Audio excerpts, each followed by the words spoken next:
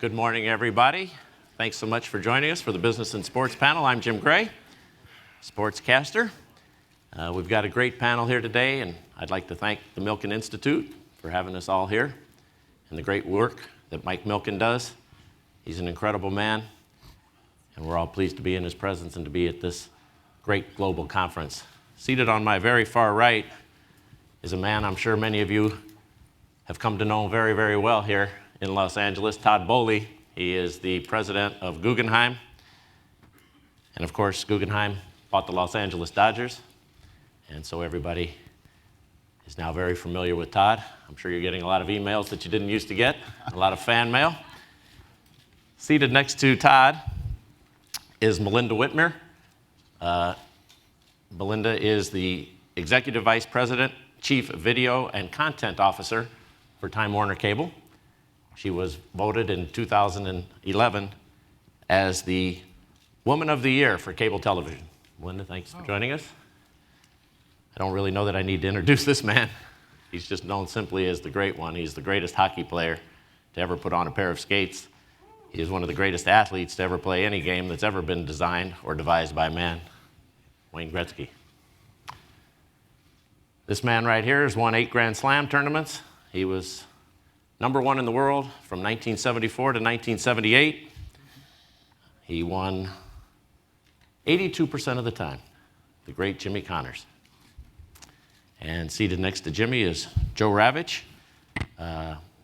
Joe is from the Rain Group. They advise leagues and teams buying and selling.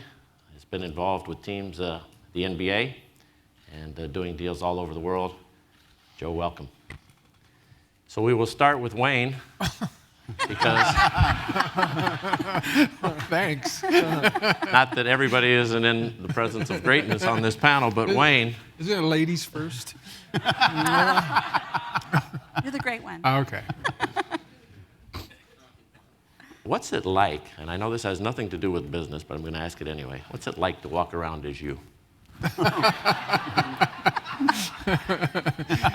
Listen, my house is the same as every other house. I get yelled at. My kids are telling me I'm That's nuts. not fair. Janet's out here somewhere. No, I don't just mean for my wife. I'm talking about my kids. I'm really lucky. For whatever reason, the good Lord blessed me with, most importantly, a passion for what I did. And since I was a little guy, 4 or 5 years old, my dad always said, for whatever reason the good Lord blessed you, don't blow it. Don't mess it up. And I had a passion for it, a lot like everyone else here. If you love what you do, you go that extra mile, and I was fortunate enough, I truly loved what I did. So I love being me. And no one has handled being you better. You're perhaps the nicest superstar to have ever walked the planet. So we welcome you here. Todd, there's so much interest in the Dodgers. You purchased the team, you and Guggenheim, for $2.1 billion. About $500 million more than your nearest bidder. What was it that you saw? What did you see that nobody saw? Because throughout the course of this past year, not only have you been proven right with your bid, but this thing is going to make a tremendous amount of money, has a tremendous amount of interest, and you now have a team that is really competitive with a huge payroll of $239 million. What did you see that all of the other bidders and no one else saw? You know, I think they all saw it, and I think the actual fact that it was $500 million, I think, over any other bid was just because the final round of the process, we didn't have it. So, you know, I think we decided that night, after we were approved by the league, that we were going to put down our best possible number.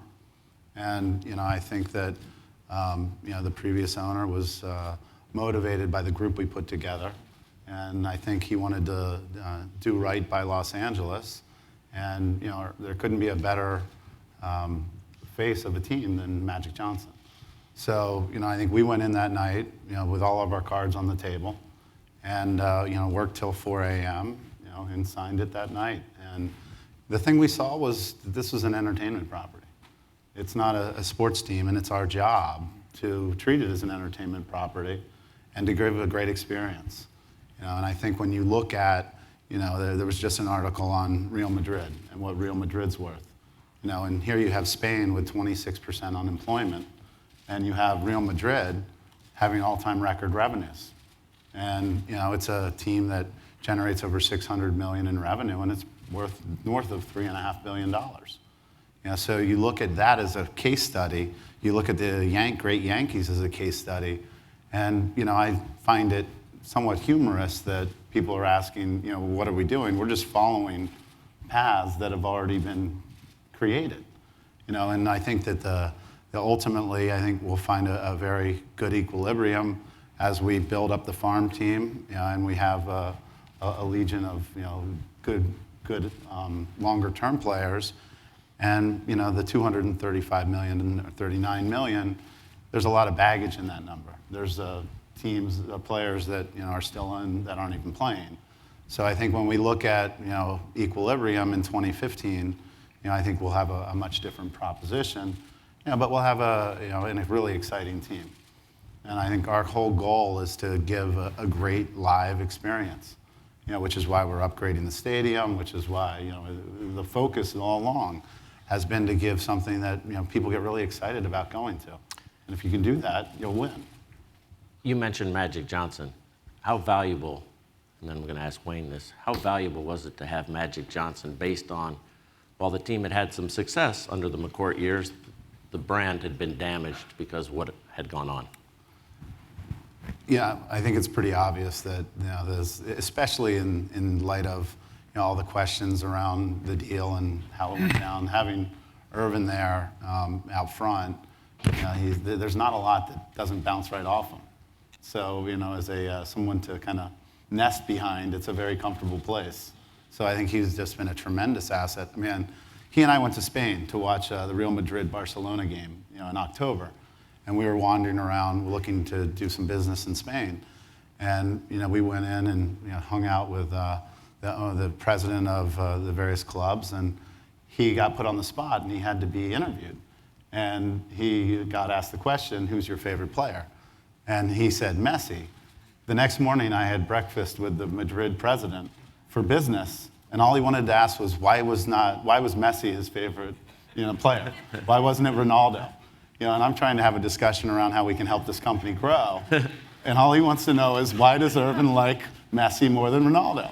But those are the types of experiences you get to have when you have him as your partner. Wayne, when you're the face of a franchise and you've been a great player, it always hasn't translated when great players have been able to move into a front office or into ownership. We've seen struggles over the years with a lot of different people. We're seeing it now with Michael Jordan. It's not an easy transition to be the face or the name of a game and then have to go run a franchise. Why is that? I don't know. I think first and foremost, the greatest players in each particular sport, believe it or not, are always, as talented as they are always the hardest working players. And I think that the frustration from the elite athletes who then get sort of into management and coaching comes from the inability of other players or other athletes to have the same work ethic or the same team unselfishness as they had. And I think that's the hardest part for great athletes when they get into management. And I think that the ones who understand and realize that every athlete is different and the sports in general have changed so much. From when I grew up, from when Jimmy grew up, from when guys who played in the 50s to people who play today, sports has changed so dramatically. Some for the good, some for the better, and some maybe for the worse. But all in all, Saad said here, sports is now in the entertainment business, and you're paid for two reasons as a professional athlete: to entertain and to win. And there's nothing else really as a professional athlete. We'd say it's for winning and then entertaining. Okay, yeah, that's true. But I think it's just difficult sometimes because of the thought process of great athletes trying to convince other players, listen, here's what you have to do, and believe me, this is how you get to be the elite, and here's how you get to be the best. Melinda, you are in many ways, at least on this panel, going to be the source of a lot of information because television is enabling all of these franchises to be sold for these valuations. And, I think that a year and a half ago or 2 years ago, whatever it was, no one even knew what Time Warner Cable was. If you thought that somebody was going to watch television sports, you were going to watch it on ESPN or Fox or CBS or NBC for the weekend games. And we thought that Time Warner Cable, got the cable to our house if you happen to be in their area. Now you guys, just in 2 teams in Los Angeles, if all of the numbers are being reported accurately, have spent $10 billion to televise the Dodgers and the Lakers. How does that work? How can that possibly make ends meet?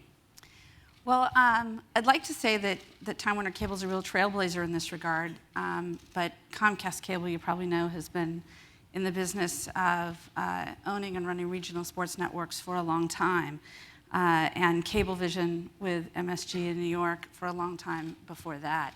So I think that what we recognized was that as there's been more and more consolidation in the cable industry, and if you roll the clock back a number of years, a couple of decades, if you were sitting here in Los Angeles, there would have been 24 or cable operators. And it really wasn't realistic for a team to do business, to get their games on television through anything other than doing business with a network that could pull all the pieces together and get the distribution to lots of different operators and onto your television set in the home. But over the last 2 decades, there's been a tremendous amount of consolidation. So Time Warner Cable here, there are really only, as cable operators go, 2 cable operators with meaningful presence here, in addition to the telcos and obviously satellite guys.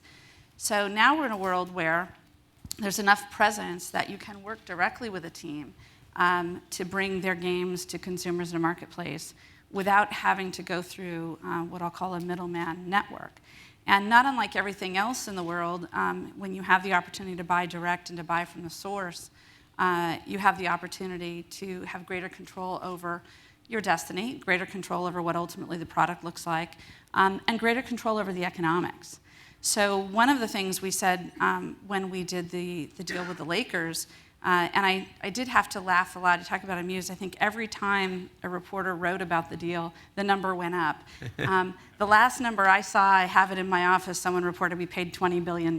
So it's a very exciting category, I guess. But it really enables us, by buying directly, to frankly pay a team more and be able to put more money in a team's pocket, because we don't have to be in the business of making all our money as a middleman. We're in the business of packaging up hundreds of cable channels and lots of programming and high-speed data and phone and all kinds of services to the consumer. And so we don't have to make all our money, and we're not going to be judged entirely on how big a margin we make on any one regional sports network. So it simply allows us to shift the economics. And by shifting those economics, it'll also shift to the fans, because they're going to have to pay a premium to be able to watch the Dodgers and the Lakers, just like they do in other cities.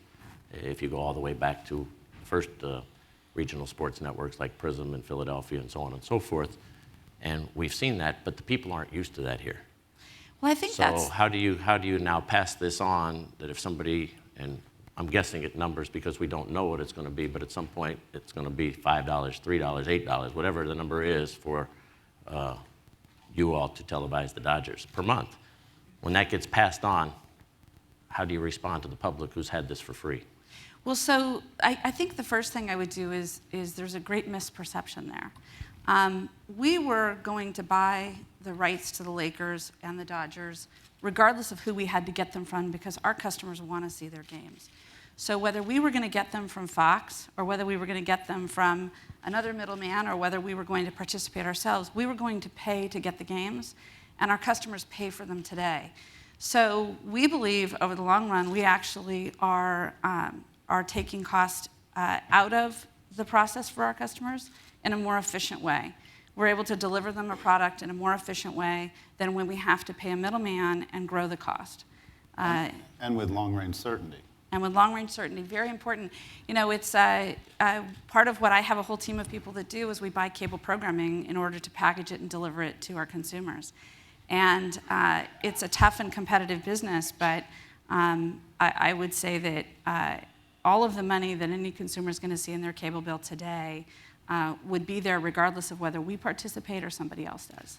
Joe, you helped build the Yes Network, and you've seen what this model is, and now everybody's going to tablets and devices, and television is getting, my estimation, very important for live events, but for a younger generation, they're used to dealing with things on this, and that's not necessarily conducive for a baseball game.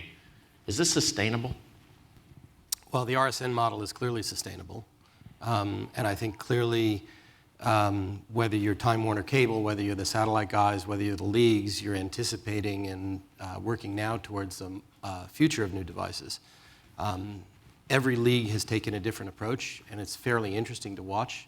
I think the NBA has been fairly clever because they've given effectively each of their teams control over their own digital rights to exercise in different ways, so you can get a bit of a laboratory. MLB has obviously centralized it through a separate entity that's monetizing the digital rights of baseball. The NFL is doing it on a collective basis within the league without having a separate entity, but has a very, very smart team, independent team based here in LA doing that. And they will work very closely with their cable and satellite affiliates to make sure that the traditional forms of revenue don't get alienated as they move to new devices. So I think you will very clearly see TV everywhere on sports work while maintaining a lot of the old regime economics around affiliate fees, around retrans, and everything else that the big networks and the big cable companies are using sports for today to generate significant revenue and keep customers. And how would you recommend going forward for, not only for Time Warner, but for the teams? Because, quite frankly, to view, this is great if you're in the grocery store. Leslie Moonves said that to a panel yesterday, and it was a great line. But people want to watch sports on, big screen TV, particularly big events. So when you have such young people who are so addicted to devices, what do you recommend? How do you get that confluence of events to get together so that people who are paying for the rights for these things are going to have the eyeballs they need? I don't think it's that complicated. I think the old regime is going to be around for a while because I do think people want to watch it on a big screen, and I think you're going to continue to have sort of very, very simple methods of authentication for people to watch on their devices. They're not going to be satisfied watching a high-end sports event on a small screen. They're going to want to watch it on a big screen at home. And the economics of the deals that are being set up right now by companies like Fox or Melinda's company and others are going to continue to preserve the old system for a very long time. I think there is a confluence of economic circumstances whereby everybody benefits. The leagues, the teams, the broadcasters, and the cable and satellite companies today all benefit. I think the only really interesting question for the future is going to be, this is part of my stump speech, but is when is the day going to come that Google or Apple or one of these tech companies that's sitting on $100 billion of cash is going to step up and say, I'm going to buy the rights to Team X and put them exclusively online and try and disrupt the old system. And so far, none of them have. I think largely because most of these tech companies still don't understand the value of content, particularly sports content. And I think it's very interesting to watch. They all say that they get it, but all they like to do is to share revenue. They never actually have shown a willingness to pay for sports rights. And what it does is it leaves the ESPNs, the Foxes, the CBSs of the world laughing at them because they're still making a ton of money and the tech guys are out there with cats on skateboards. Isn't it also an issue that Congress will have to take up at some point as well? Because I don't know the exact legal term, but isn't the Super Bowl and the World Series, I don't want to say it's in the public domain or eminent domain, but they have a right to view this, and not everybody has a computer. Well, again, you're talking, the leagues understand that it's important for their super sort of premium events to be over the air. I think we're a long way from regulation. I think if there was ever going to be a regulatory issue around it, which people continue to murmur about, but I don't think will happen, is the question of whether there's some sort of regulatory mandating of a la carte, as opposed to jamming lots of channels into a big basic package and forcing people who don't want to watch sports to pay $65 or $75 as part of their cable bill to get the Pac-10 channel and the SEC channel and the Big Ten channel and the Dodger channel and the Yes Network and everything else that we're creating. I still don't think that's going to happen because you're not hearing the consumers screaming and yelling. And I think there's, again, I think this is going to go on for a very, very long and happy time. Going to get to you, Jimmy. Melinda, are you worried about a la carte? Interestingly, I think that a la carte I'm not particularly worried about, but probably for a different reason than you think. I think that the role sports is playing in television today is more important than ever, because it's the one thing that's not replaceable. If you're a Dodger fan and you can't watch the Dodgers, you're not really satisfied when someone says, well, hey, I've got the Angel game, why don't you watch that instead? So unlike entertainment programming, where for the most part a consumer may say, well, that show's not on, I like, I'll watch something else on another network, or I'll go to Netflix, or I'll watch something on demand, or I'll go watch squirrels running around somebody's basement. Sports is unique in that regard, and I think that the valuation around sports rights today is evidencing that. I think the part of the reason that the Googles and the online guys are not necessarily active in this marketplace is because the structure underneath it all, through which the ability to pay for those rights are supported, is the fundamental packaged cable model. And that's not an easy model to replicate, where consumers are paying the kind of money they're paying for programming. And that's what enables cable companies and the networks that put the programming up to pay for the sports rights costs. If ESPN doesn't have distribution to 100 million households at a significant license fee, they simply cannot pay what they pay for rights. And so I think replicating the ability to generate that kind of revenue that allows them to buy the rights they want is not easily replicated. So that's why I think the guys online are not today ponying up those kinds of dollars. You have something you want to add, Todd? No, I want to hear what Jimmy has to say. Jimmy, when you were playing back in your career, when you were dominating the sport, starting in the early 70s and then coming number one in 74, we had 3 television networks and PBS. And to see you would be a treat, because we would see you at Wimbledon on the weekend. Perhaps if we were up after Johnny Carson, we might see a highlight. But we didn't have 24/7 of anything sports related. It was hard to get an article, and we'd see you at the US Open and wouldn't get the French, wouldn't get the Australian. Now, there's this whole proliferation, all of these channels. Yet it seems to me that your sport has somewhat been left behind, and that the explosion of exposure hasn't helped. Why do you think that is? I hate to hear you say that. It's funny that I hear Wayne say that it's a passion and it's about entertainment and winning, and it's funny with sports the way it is today in all the sports. It's such big business that it seems to me that sometimes that athletes get lost in the fact that winning is the important thing, and if you win, everything else comes. And so the success of a lot of guys is sometimes based on the size of their bank account at the end of the year, as opposed to the number of tournaments they win. Now, to say that in front of me or Wayne or a lot of guys from the old school, that might not set too well. But in answering your question, that I think tennis has been left behind for the reason that in the day, the U.S. and Australia dominated tennis. And tennis went as the U.S. and Australia went because of the rivalries and because of the greatness that came out of there. The U.S. now is struggling. We're outside of the Williams sisters, we're not producing any champions, and which I think is a big problem.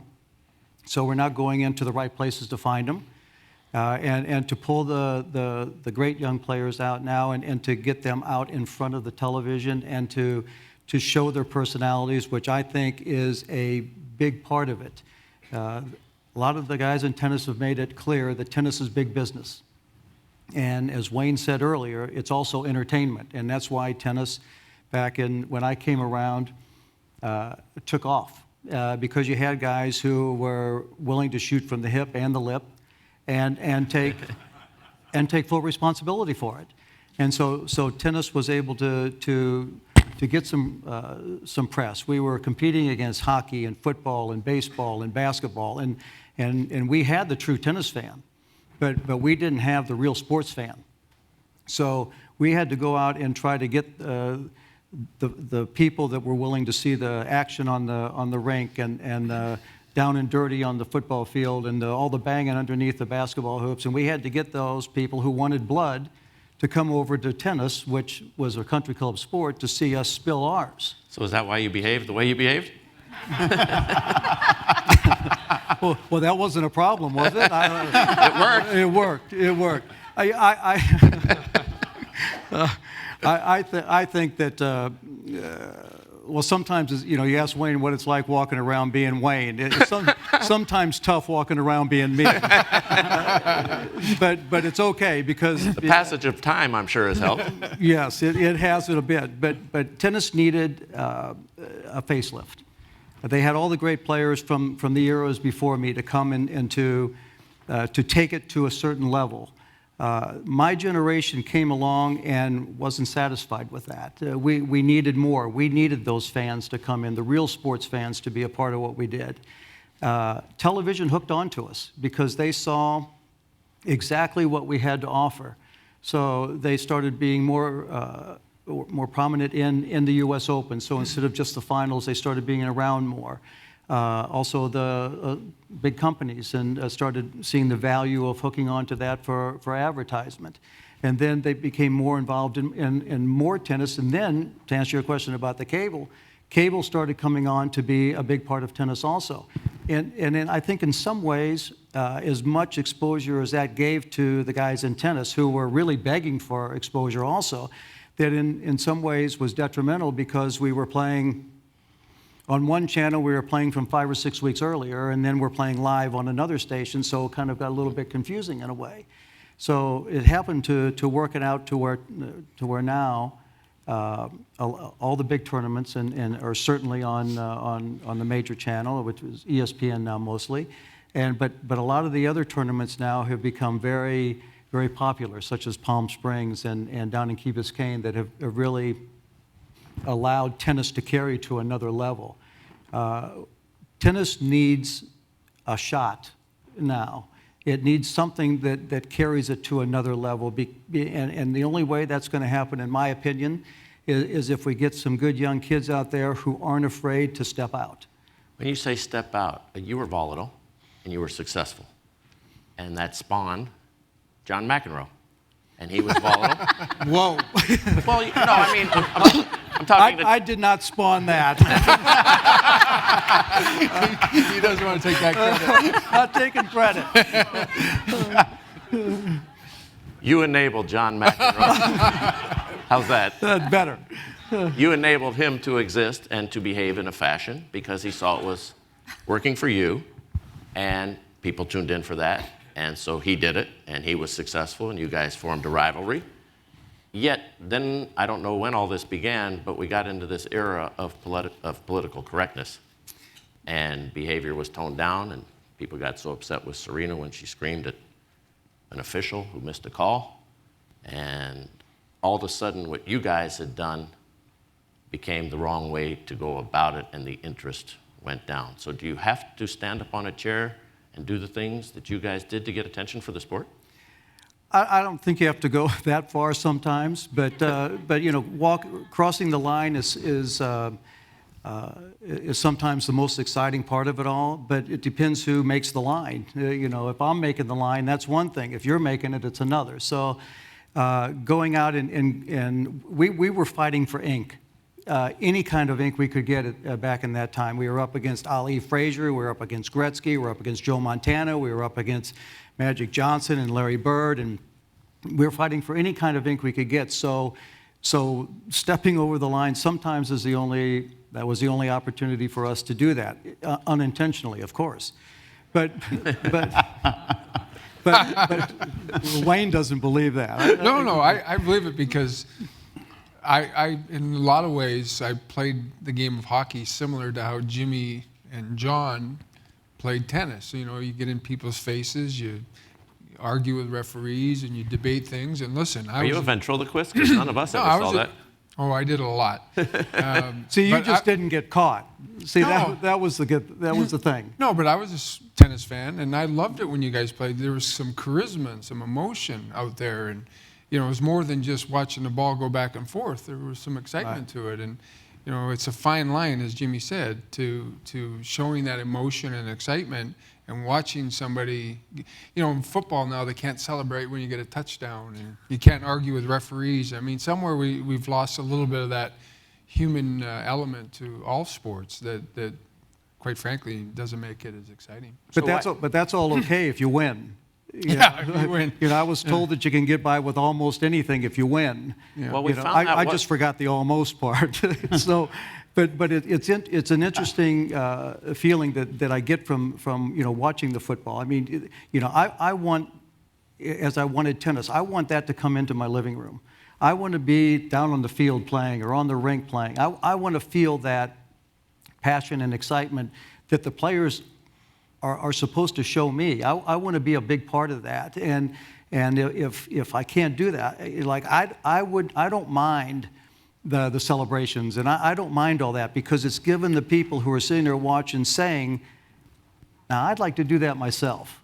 And you know, and no matter what they do, you know, whether it's their job, whether it's their weekend activity or whatever, they want to feel that and go out and say, I saw Gretzky score a goal, or Montana throw a touchdown pass, or whatever, and have that same feeling of excitement that they see on TV.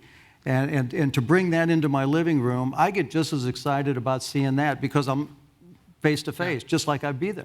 So. It's because Well, it's all Tate, about the fan. I mean, at the end of the day, I look at it from our end of the business, and it really is all about fans. It is. And this is what you're talking about, is the entertainment value. I watched a lot of those Well, matches. TV They were wants really that. exciting, and that is what matters, because for us, at the end of the day, we're just trying to serve consumers, and the consumer at the end of the day is paying the bill that's ultimately footing it all the way up back through the ecosystem. And you need fans who are passionate about turning on the television and watching a match or watching a game. And if those fans don't turn up, then we can't generate the revenue that flows all the way back up. So I do think it's the entertainment value and the fan that it's all about. Yet, the general public seems to be antagonized and annoyed sometimes with the excessive celebrations that go on, or displays of emotions. So Todd, you now own a team. I know you have a day job where you've taken a company from billions and billions of dollars to much greater heights, but do you want robots, or do you want guys who are out there that are going to have those displays? You know, I think it's the line that we're speaking to. We want energy in the stadium. And I don't think you can have energy in the stadium coupled with robots. So I think, you know, and one of the things we're most proud about is how it feels outside of Dodger Stadium now. You know, and I think that the energy inside that stadium, you know, is really magnetic. And it actually transfers, you know, into the fan. And there's nothing more exciting than, you know, when you're on your seat watching something that you have no idea how it's going to play out. The thing that's so thrilling for me is how humbling all of it is. You know, because as much as you think and as much as you plan, you know, everyone was griping about how much pitching we had in April. You know, we've now don't have enough pitching. You know, and you think you plan for these things properly, but there's just no way to predict the outcome, and that's what's so exciting about it. Can't plan for a guy rushing the mound, can you? Breaking his collarbone. No, yeah. But Todd, on a larger scale, most sports has become a TV game. And the in-stadium experience has suffered greatly, because you can sit at home and watch 3D, 4K's coming. You can see every blade of grass at Augusta. You can see every nuance of every sign being given to the pitcher. It's so clear. You're walking from your living room to in front of your set to the refrigerator for a beer. You're getting 9 replays from 14 different angles. The announcers are outstanding, sensational. Why should I go to the stadium anymore and pay all of this money? You know, I guess I still believe that the live event and being there is what's so special. That doesn't translate yet all the way. You know, I think it's obviously, the TV is great because I think we're going to enter into a world where the TV is what everyone consumes information from, and the devices are how they interact. So we're going to have this loop that continues to drive the fact that they go so well together. So you're on your device, you're watching the game, you learn so much about the game. One of the things that even as the owner of the Dodgers right now, I don't have enough about my farm system. I don't know what's going on in the farm system. I don't know what's going on in San Francisco's farm system. I want to kick their butts in their farm system. And so actually to be able to embrace all of this content that's out there, I think that working with the TV and the device is really where it's all headed. And 12-12-12, that concert at the Garden, one of the things they had was a Twitter feed, at the top of the stage. So not only did you feel the energy of the concert that evening, there was hundreds of millions of people tweeting in, and you could just feel the level of the energy in the room was something special. The NFL is making a concerted effort this winter to give the people who buy a ticket and go to the stadium something they can't get on television. They're going to open up the locker room so that if you're in your seat at halftime, you're going to be able to hear the coach speak to the team. That will not be available to the audience at home. We'll see how well that goes over with Bill Belichick and some of these guys. And as long as it doesn't portray a competitive advantage or disadvantage, I'm sure that will be successful. What examples can you give us that Major League Baseball and you all are doing to enhance the experience for the guy who's sitting in right center field and who doesn't have as good a view as he would at TV? I think this is a source of great debate inside of baseball right now. And what I would hope we get to is a place where you can have that interactivity sitting in the stadium in lots of different ways. And I think there's a handful of artificial roadblocks in order to get there. But at the end of the day, we all have the same mission. We all have the same goals. We all want to provide an unbelievable experience, and we all recognize that if the at-home experience is better than the at-stadium experience, we're going to have a problem. So, I think we all agree on the basic fundamentals, which are, kind of the mathematics of the situation. And how we end up getting there will be, something that is highly debated, going forward. But at the end of the day, the good news is we're all very motivated for the same exact end result, which is an unbelievable experience. And the live experience, and the value of the live experience, and premium live experience, in my opinion, is only going up. And in order to figure out how to capture that in lots of different ways and then share it, is really what this whole discussion's about. Wayne, what's your feeling on this? Because obviously, from a player standpoint, you want the people in the stands. You don't want them staying at home because you thrive off the energy, particularly for a home game. But we see arenas that are not full. Yeah. And the game's on television. I came here in 1988, and the very first game that I played in LA was at the Old Forum. And I came from one of the greatest teams that ever lived in Edmonton, winning 4 championships. And the very first game I looked out there were 6,000 people in the stands at probably $15 a ticket. And I thought, oh my goodness, we got a long way to go. And your thought process is to entertain and to win and to fill the building. But the one thing that hockey has that maybe baseball, and for that matter football, maybe tennis is a little bit similar to hockey, people have the same complaint all the time. I love watching the game on TV, but I can't follow the puck. So we don't have probably the same problem the other sports have, in the sense that for people who go to an ice hockey game for the first time say, oh my gosh, we didn't know it was that amazing. We didn't know it was that fast. We didn't know it was that physical. So our sport, for some reason, hasn't moved from the live venue to the TV quite as well as, say, football. I know myself from watching a football game, it's much easier for me as an average everyday fan to watch it on TV and have it explained to me where everybody's running to, why this guy's moving that way, and et cetera, et cetera. So quite honestly, I'd much rather watch it on TV just for the information. But our sport is in a good position in the sense that we are a fun place to go watch an NHL game. You leave there saying, wow, it was better than I thought. It was exciting. The fans are great. And I think in some ways tennis is like that. If you ever go to the US Open, I don't think TV does it justice to go in there and watch a match and watch tennis tennis and the energy that's in that building, you don't get that same atmosphere on TV that maybe baseball and basketball and football get. And you talk about hockey not translating well on television. Fox really tried very hard when they had the package. They tried to glow the puck. They had a number of innovations that tried to make this more of a television sport. Right. What would you recommend? Why, they've taken breaks so that, they can get the commercials in and so forth. What would you recommend? Well, I think they've come so far. Listen, we're at a little bit of a disadvantage in the sense that our sport, similar to tennis again, that we didn't get the exposure in the United States that basketball, baseball, and football has. So we're a little behind in a sense from the business model, but we've gained a lot of ground worldwide, whether it be in Russia, Europe, Canada, obviously the United States. And I think what they've done is over the last 20, 25 years is try to go to the grassroots. So the more kids who participate in the game and the more kids who play hockey, those kids are saying to their father and their mothers, listen, I want to watch hockey on TV. I want to go to an NHL game. So we're getting more and more kids that are drafted now out of San Diego, Los Angeles, Texas, Florida.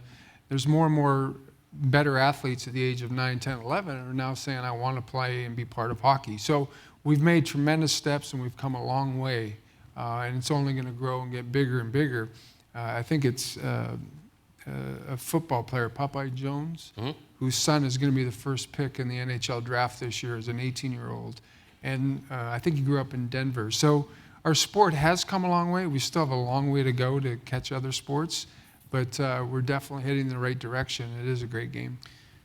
Joe, franchise valuations in the NHL, where are they, and are they going to go on this climb that we've seen elsewhere, or are they stagnant? I think you're not going to see the same climb in the NHL as you will in other sports.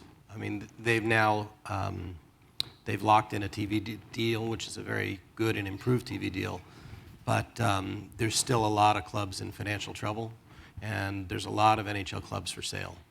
One of the things that the leagues have always done very well is manage scarcity value associated with the number of teams being up for sale, so that when teams do come up for sale, they get sold at the right price.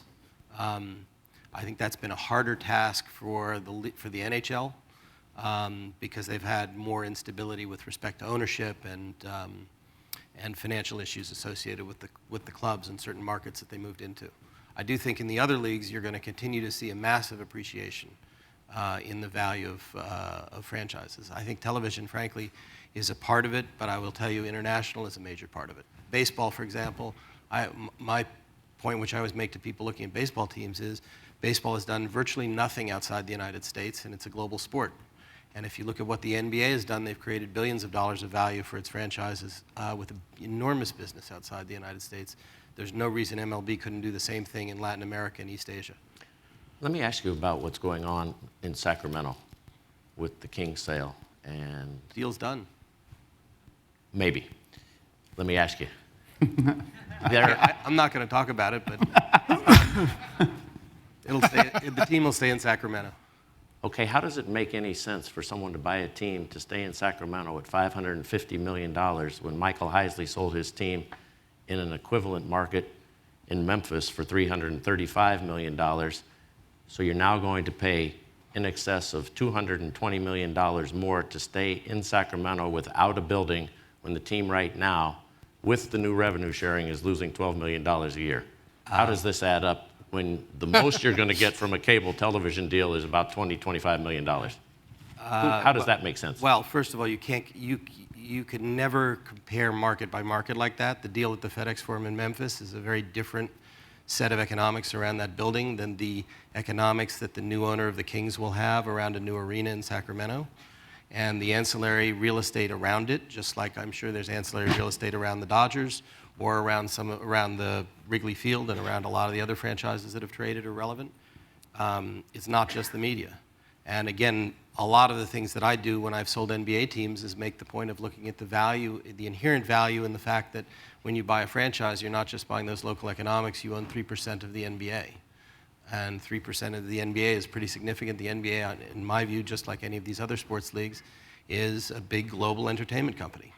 And you are a shareholder in that. In fact, the NBA just like MLB, just like the NFL distributes a significant dividend stream every year. You can use that to pay your players. You can use that to put it in your pocket. Different owners do different things. Depends how badly they want to win and how much they want to spend on players and what the relevant collective bargaining agreement is. But the new CBA in basketball is very favorable. And I would argue that I think basketball franchise valuations are going to continue to increase substantially. And the opportunities are to buy these mid-market teams. In many respects, that's the bargain because you're getting a league value for very little. Would that team have been able to procure anywhere near that price if they weren't having the perception or the ability to leave and be free? I think that's always a part of it. But again, every one of these team sales is very idiosyncratic. When I sold the Supersonics to Clay Bennett and moved them to Oklahoma City, we never would have been able to get that price without effectively the ability to move the team out of Seattle, which we did. And it's still amazing to me today that the people who were involved in trying to buy the Kings for over $500 million had the chance to buy the Sonics for $300 million and didn't. So the world is changing, and I think, as you've seen with the Dodgers and other teams, people are starting to pick up on valuations. I actually think the Memphis deal was a bargain. Well, Mr. Heisley didn't think so. He lost $30 million a year for a long time. He was pretty happy to get rid of it. Yep. Let me ask you, sports transfers of franchises have always depended on somebody's emotional take on this, somebody having to have this for reasons other than economic. A lot of people thought when you guys bought the team, Todd, that it didn't make any sense, and you proved them wrong really very quickly. But in some of these small markets, as you talk about, they've always thought that there was just somebody else who would come along who had to have this. Is that how you think this will continue, and do people base their business on that when they buy it? They know they'll get out of it because somebody else will have that same emotional attachment? Well, I can tell you very few team transactions I've been involved in have involved emotional attachment.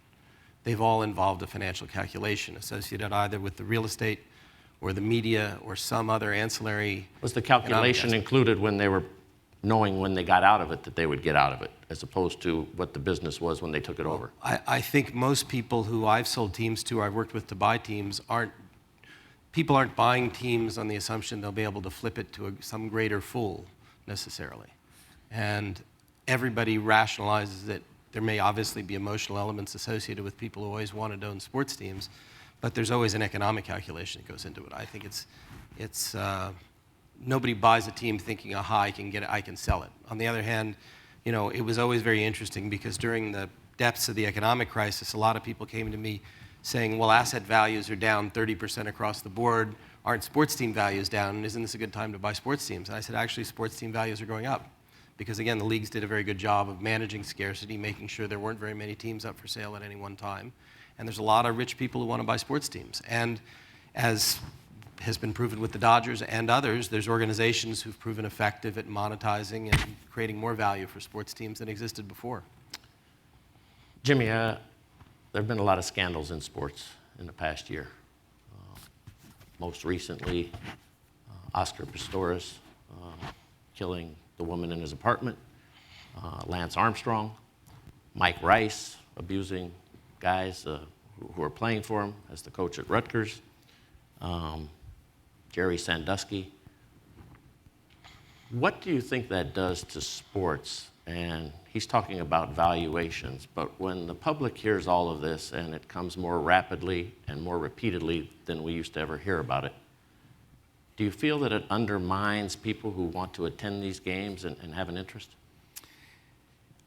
I think we hear more about it now because I've talked and thought about this quite a bit, that when I was growing up and there were only 3 channels, that whether this happened or not, we really didn't hear about it.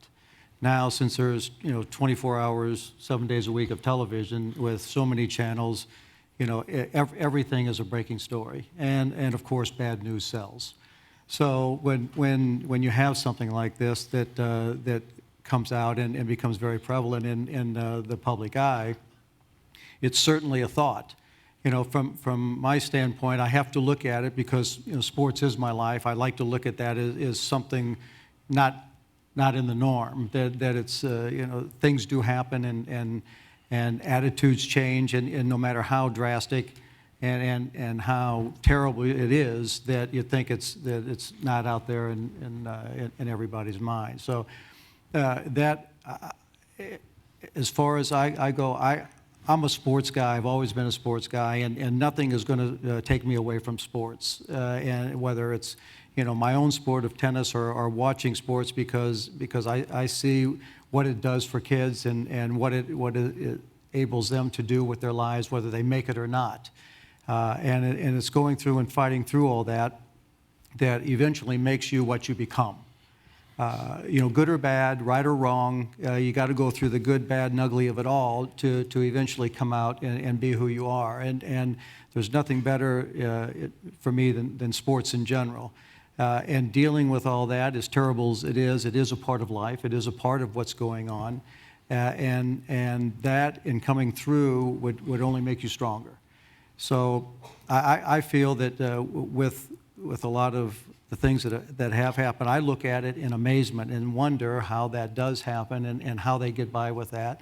And then on the other hand, I see the pressures of what goes on as Wayne said at the very beginning, winning.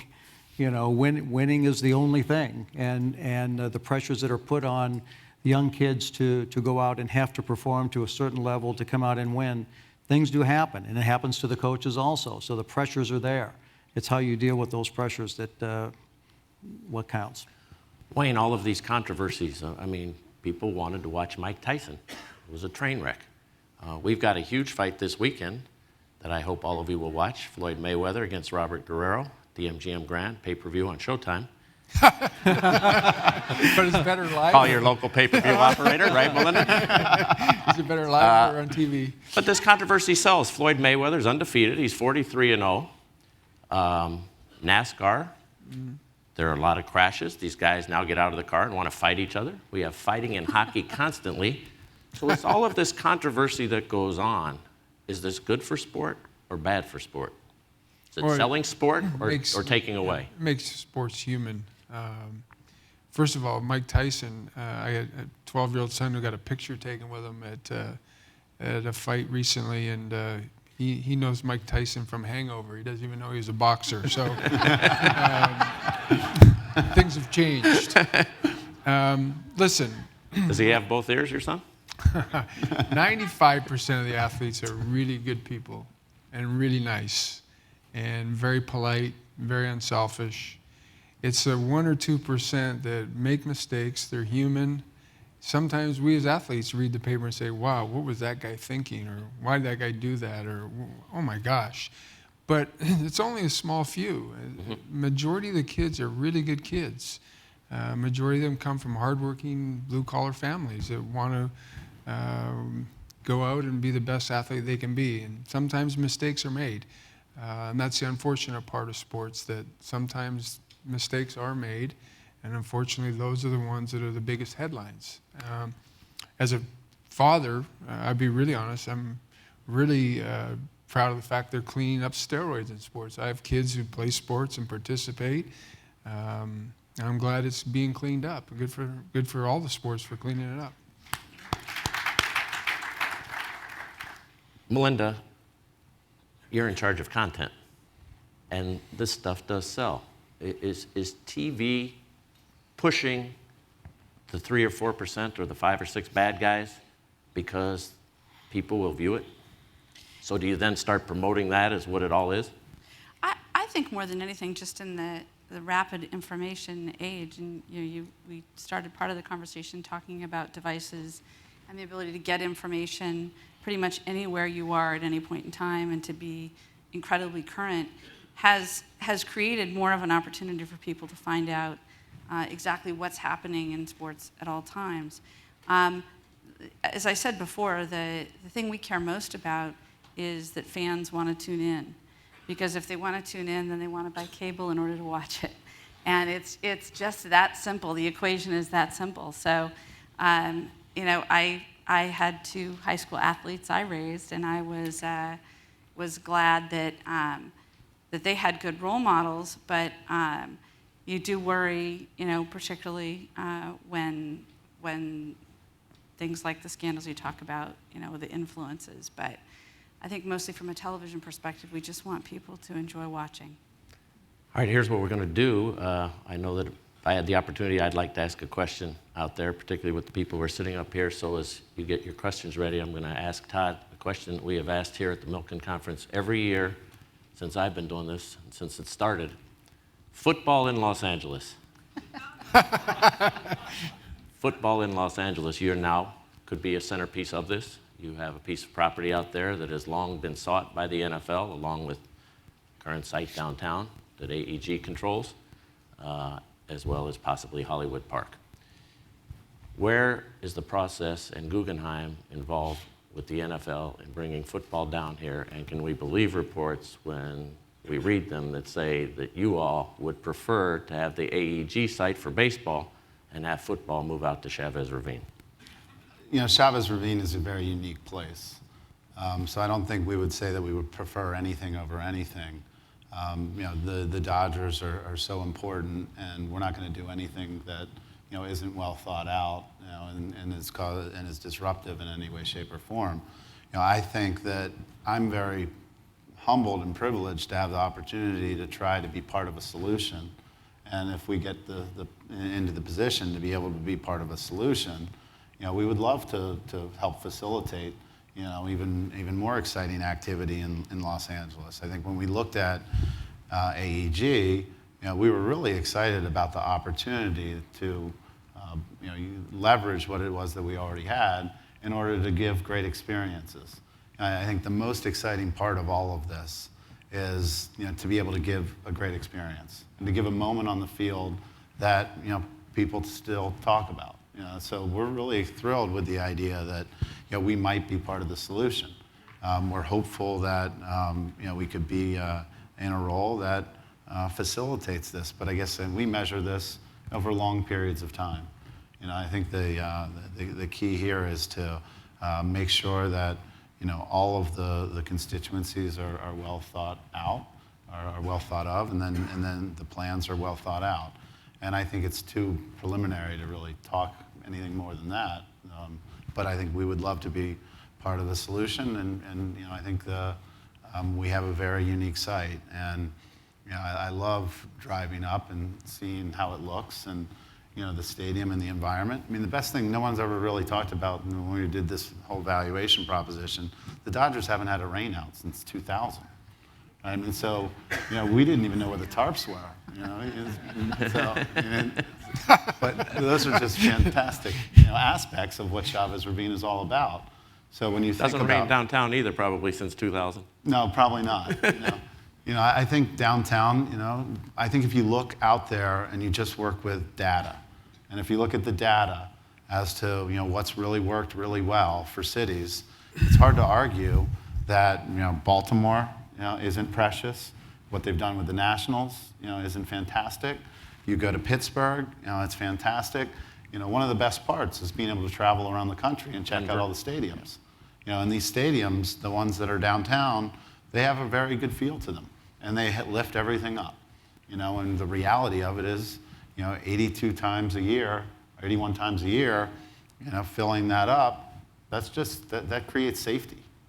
And isn't Dodger Stadium the second oldest stadium in the National League and the third oldest in baseball? Yeah. Behind Chicago and Fenway? Yep. Joe, football in Los Angeles, it seems like it was getting close, and now it seems further away than ever. What are your thoughts on that? I think it's inevitable. I know the NFL cares about it. I think it's harder than people think, both in terms of finding a team. Frankly, I think finding a team is harder than finding a location. Ultimately, somebody's going to decide on one of several good locations. It's tricky when you actually think about finding a team, because it means moving an existing team, because if you're one of the existing owners, you don't want to take the dilution of an expansion franchise. So who are you going to move? A lot of the obvious candidates of the last few years have themselves now are building new stadiums or otherwise entrenched in their cities. So Oakland and San Diego are not, and St. Louis is free as well. Actually, St. Louis is not free for another 2 years, technically, and then they can get out of their lease, but yes. And Oakland and San Diego are technically free. That's correct. Of those, do you think two of them could come? Well, I think, again, The interesting question, to some extent, if you were familiar with the plans for the downtown stadium, is the cost of football stadiums these days, particularly because the cost of construction is so high. A lot of the economics are dependent on actually having 2 NFL teams. So that also is very tricky for the broader issue. But I think it's inevitable. It's just going to be a matter of time. Who's got a question for any of these folks up here? Go ahead. Marcus Johnson, Forbes magazine. To paraphrase Keynes, better that a man tyrannize over his favorite sports team than his fellow man. To what extent is sports a substitute for war? I thought it was. Jim, I've been around a long time, and I'm not going to answer that because I've got tremendous respect for the people who are fighting for our That's country true. on a day-to-day basis in Afghanistan, Iraq, Korea, and around the world. And I know the intent of your question, but that's problematic for anybody up here really to answer that based on where our country has been the past 12 or 15 years. Somebody else got a question? I want to thank you. Oh, go ahead. Question for Melinda mainly. I think a couple months ago, John Skipper mentioned that TV everywhere is 5 to 7 years away from being perfect. Do you feel the same way?